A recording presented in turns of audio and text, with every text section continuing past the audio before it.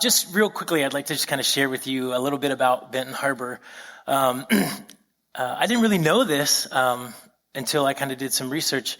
It's a very similar in size to the Louisville. The main difference being Louisville is 97% white. Benton Harbor is 95% black. So a bit of a difference, you could say. But very similar feel, actually. Very kind of a similar, just that kind of that small town feel. It actually has a beautiful arts district. It has some really nice areas, and it has some really run down, pretty rough looking areas. There's a lot of parks in Benton Harbor, many of which have been pretty sorely neglected. And that was part of what we did. And I think some of the kids are going to share about that. But our days consisted of about a 6-hour workday in the mornings into the afternoon. And then we would go to the local YMCA. We would get showered up, have dinner. And then we would have some fun activities in the evenings, followed by what we call, I don't know what they called it. I forget now. A group time where we'd have worship together. We'd play some games, have a worship time together, and then have some devotions as our own church group. So that's what our days look like, Monday through Thursday. And at this time, I'd like the kids to come up and join me on the stage. And I've asked them each to share just briefly 1 or 2 minutes, just about what their experience was, and just what was meaningful to them. And so I'll turn it over to them and let them just share one at a time about their experience.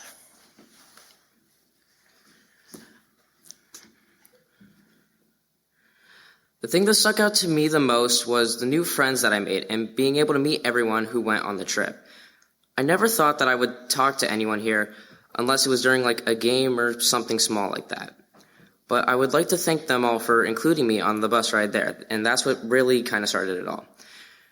Because I went into the bus, and the first thing that I did was put in my earbuds. I pulled up some music.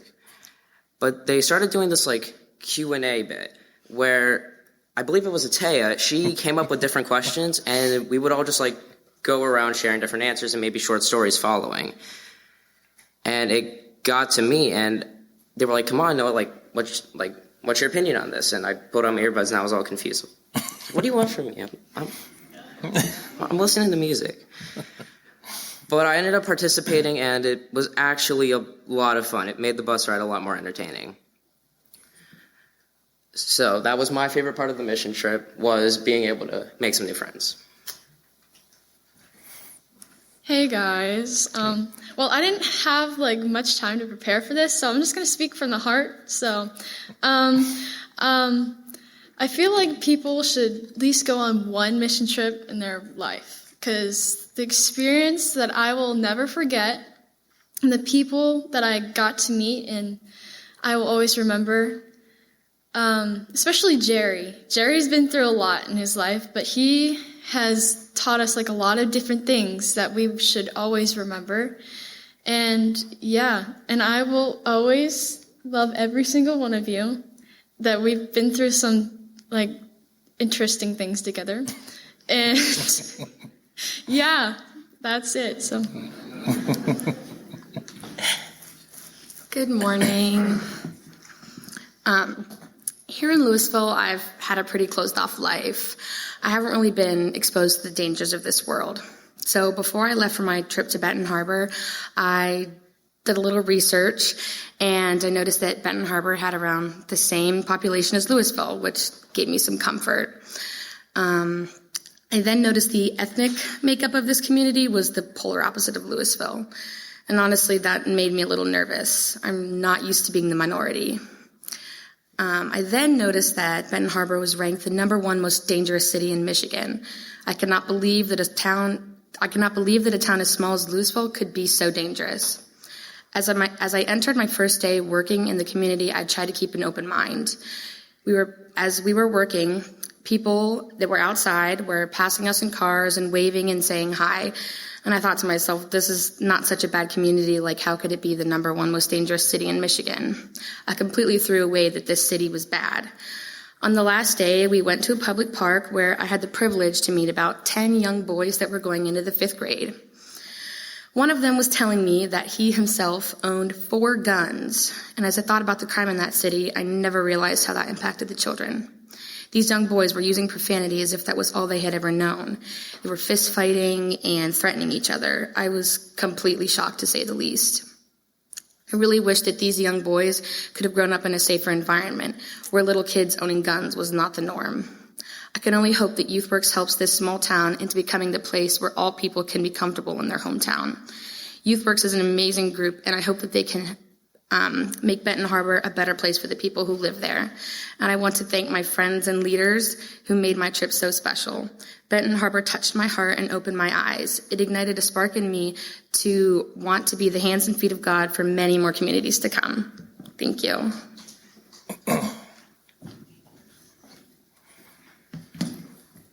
Good morning. I never thought that a mission trip could mean so much to me. I thought this was just going to be like a community service thing where I help people and make the town look prettier. But I'm so glad that I was wrong. This trip turned out to be so eye-opening for me. The people, the places, and the things I was doing for this place all turned out to be one of the most special experiences of my life. I made very special relationships with all the people I went there with, and I forgot them, especially with Sarah. She was always there when I needed her and listened to my crazy stories on the way there, when we were there, and on the way back. I will never forget the mission trip, and I was so excited for the years ahead when we go again.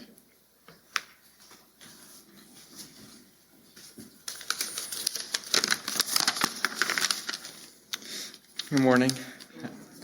On this mission trip, I had a great time, and I connected with everyone around me, and I connected more with God at the same time. I felt God's presence more than ever during the mission trip, but I felt it the most during our morning devotions and praying and when we were working out in the community. One of the things that we did was we went to the museum, we mowed the front lawn, painted pillars and walls outside, and we filled in some of the holes. While we were there, I had a lot of fun hanging out with everybody during our evening activities and just like on our ride there when we were working. One of the most memorable things was when I got interviewed about our mission trip. We were at one of our missions. Nobody was expecting being on the news at all during all this, but it was really cool that we could show everybody out in the community what we were doing for God. I really enjoyed this mission trip, and I can't wait until the next one.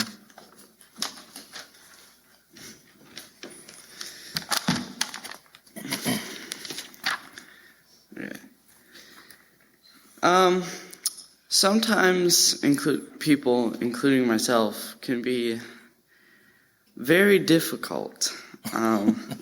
So when I found out that the theme of the mission trip was loving people authentically, I thought to myself, great, now I have to do free labor for people I don't even know, and I have to love them. But when we got there and started doing the work for the people and getting to know them, I found myself really enjoying the work. And I started to love these people. And then later I read this verse in the devotion book they gave us.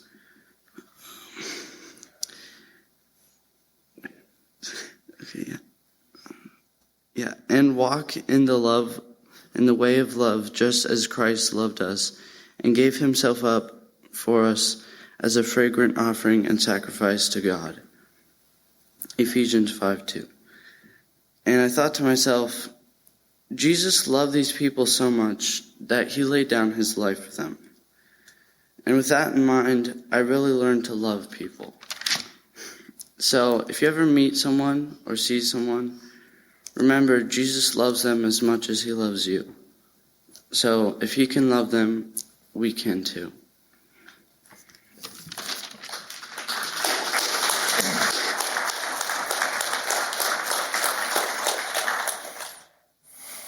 You guys should be proud. Landon mentioned that we did get on the local news, and I have that video, so I'd like to show you that. And as I do, you're going to see a man named Jerry, and we let me just tell you real quick about Jerry. Jerry was there the last time we took a group to Benton Harbor, so I remembered meeting him several years ago. I think it was 6 years ago. And Jerry's just, he walks to the beat of his own drum. He's a city commissioner. He doesn't own a car. He walks everywhere around town. Everybody knows him. I'm not joking when I say practically every person that passed by said hi to Jerry. Not the most organized, kind of a fly by the seat of his pants type of guy, but has a huge heart to see Benton Harbor get on the move. And so this is the video of us on the local news. A mission trip designed to improve communities around the country has landed in Benton Harbor. WSBT 22's DJ Manu explains a group of Ohio teenagers spent their week helping to clean up the community. Many of them have never even heard of Benton Harbor, but these kids hope that after this week, they leave an impression for those who do call here home. Grabbing whatever they find out in the open or buried in the bushes, these kids are hoping to transform the look of Charles Yarborough Park. It means a lot to me since I'm in Boy Scouts. I've helped out my community a lot. And I just thought like being here for our church and for serving God, I thought it'd be like a completely new way to help. As they fill up the trash bag, they look back with a sense of pride. It looks really good and it feels like really good to see like, oh, I did something and now it looks really pretty and beautiful. Benton Harbor City Commissioner Jerry Edwards has worked with Youth Work since 2015. Having teens come from around the country to help clean up his hometown means more than just a clean park. More than the work that they do, I really appreciate, but I look for the camaraderie that we have. Even though I get a different group every week, it's like I'm meeting the same person every day. Pastor Tony Wolfe has gone on 10 mission trips cleaning communities. This marks the second time in Benton Harbor, which for his kids, he wants them to learn more than just work ethic, but exposure to different communities. The theme that we had for this week was Be Real, and so we're kind of learning how to be our authentic selves and just be true to who we are, and we're learning how to understand that people have different experiences than us, and so we're learning that other people are their real authentic selves, and sometimes that's different from how we see things, but it's a learning experience. As the kids find bags of trash hidden or stuff floating in the river, Edwards knows it's avoidable. He's calling on his community. If they want it cleaned up, they need to join. You live here, I live here, we all, whoever lives here, it's time for us to quit complaining, get Benton Harbor on the move, enjoy everything. Edwards says this is just a start. Outside of Youth Works, he's also created an initiative where he's going block to block, asking neighbors to help them clean up their neighborhood one at a time. In Benton Harbor, DJ Manu, WSBT 22 News. So that was a first for us, getting on the local news. But you saw Jerry there, so there's this kind of a funny story. Jerry, when he was describing himself, he said he was a part of an organization called BU. And he just kept saying, I'm part of BU. And I kept thinking, what is BU? Is that like Boston University? Like, that's how it fell on my ears, the letters BU. And about 3 days in, I realized, oh, his organization is called Be Yourself, Be You. And it stands for the Bracken Edwards Organization for Youth Organization Umbrella. And that's an acronym because his parents, his mother's maiden name and his father's name were Bracken and Edwards. And so he has this organization that is part of Benton Harbor and getting youth involved in. But I thought that was just funny that it took me 3 days to realize what he was trying to say. But this morning, as we finish up this portion, the kids have shared now about their trip, and I kind of just wanted to kind of pull things together. And I was thinking about youth and an example of youth in the Bible that made a difference. And I thought about David and Goliath, and it's a pretty lengthy passage, but there are two things that really stood out to me. Two things that I want to share. And these are, I think these are kind of obvious lessons for teens. This is like, when it comes to youth lessons, this would be a knock it out of the park kind of lesson. This is really an easy lesson to teach to teens. But I think we all need to hear this message. And the first thing that we notice, well, not the first thing that notice, but the first thing that I want to point out in the story of David and Goliath is there's a moment where David is not part of the scenario at the beginning. He's off tending sheep because he's a shepherd. He's not a mighty warrior. He is young. He's out tending his sheep. He doesn't even really know about Goliath yet. When he catches word of it, he comes and he says, I have to hear what this is all about. What's up with this Goliath guy? And so he kind of catches wind of it, and he says, and with this great confidence, he says, well, I'll fight him. I'll fight that guy. But he needs Saul's permission. So he goes to King Saul and he says, hey, I'll fight that guy. And Saul goes, no, you won't. You're a shepherd boy. You can't. No. And David is just so confident in his faith in the Lord. He says, yeah, just let me go fight him. I'll just take care of it right now. And Saul says, okay, I'll agree to this, but you're going to we have to get you suited up. So here's my armor, here's my helmet, here's my shield, here's my stuff. You're going to need to take this into battle if you want to be a warrior. Let's look at this first passage. And it says, then Saul dressed David in his own tunic. He put a coat of armor on him and a bronze helmet on his head. And David fastened on his sword over the tunic and tried walking around because he was not used to them. I cannot go in these, he said to Saul, because I'm not used to them. And so he took them off. And then he took his staff in his hand, and he chose 5 smooth stones from the stream and put them in a pouch of his shepherd's bag. And with his sling in his hand, he approached the Philistine. And what I get from this passage is that David was going to go into battle being the best David he could be. Be you. I think the first message for us to remember this morning is God's calling you to be you, not Boston University. He's calling you to be you. You don't have to be somebody else. You don't have to be Saul. David said, look, I'm not going to go into battle trying to be somebody else. I'm not a warrior in the sense that I know how to throw a javelin. I'm not a warrior in the sense that I'm used to wearing armor. That's not me. And God's not calling me to be somebody else. He's calling me to be David, and I'm a shepherd. And you know what I'm really good with? I'm really good with the sling. And so let me get my tools, and let me use my skills, and let me be the best David this world has ever known. I'm going to be me. I think that's an easy message to teach to teens. Be yourself. Be you. Find out who you are and be the best you can be. But as adults, I think sometimes we lose sight of that as well. And we have to be reminded that we don't have to be the neighbors. We don't have to be like that guy. We don't have to be like that girl. We don't have to look a certain way. We don't have to act a certain way. We don't have to fit some mold. We just have to be the best us that God has created us to be. And the second point that I want to share with you this morning is this. Who's the underdog in the story? We all know that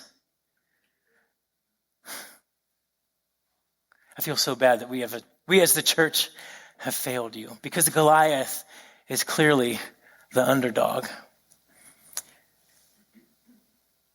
When God is on your side, you are never the underdog. And if it was truly a battle between David and Goliath, you would have been right. David would have been the underdog.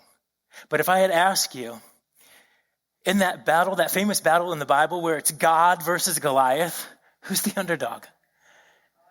And you would say, well, clearly, that guy was only 10 feet tall. He didn't stand a chance against our God. Amen? And so this morning, I want you to just take this with you as you go about your day, as you go about your week. Take comfort in the fact that God created you to be you. He didn't create you and then say, now I need you to, we started with this, but I need you to be someone else. Be you. David was just a kid. I don't know, 13, 14, maybe. And he was the best David he could be. And he proclaimed his battle in the name of the Lord. Let's look at this other passage where it says, David said to the Philistine, and notice the God language in this passage. David said to the Philistine, you come against me with sword and spear and javelin, but I come against you in the name of the Lord Almighty, the God of the armies of Israel, whom you have defied. This day, not myself, this day the Lord will deliver you into my hands, and I'll strike you down and cut off your head. This very day I will give the carcasses of the Philistine army to the birds and the wild animals, and the whole world will know that there is a God in Israel. All those gathered here will know that it is not by sword or spear that the Lord saves. For the battle is the Lord's, and he will give all of you into our hands. Nowhere in this passage does David say, I'm capable of taking you on. But he says, I come in the name of the Lord. And it's his battle. And when it's his battle, do you think I'm scared at all? I think David showed up and said, hey, buddy, I'm no underdog. You're the underdog. And so I'm so proud of these youth. And I think that they're getting it. They're getting it. They're learning how to be their authentic selves. This theme for us this week on our mission trip was be real. And they're learning how to be real. They're not trying to be mini versions of their youth pastor or their senior pastor or mini versions of their parents, or they're not trying to mimic, something else, but they're saying, yeah, this is me. This is how God created me to be. And I really believe that God has gifted them in ways, special ways that he's going to use to further his kingdom. And so students and adults in the room, be you. And remember that with the Lord on your side, you are never the underdog.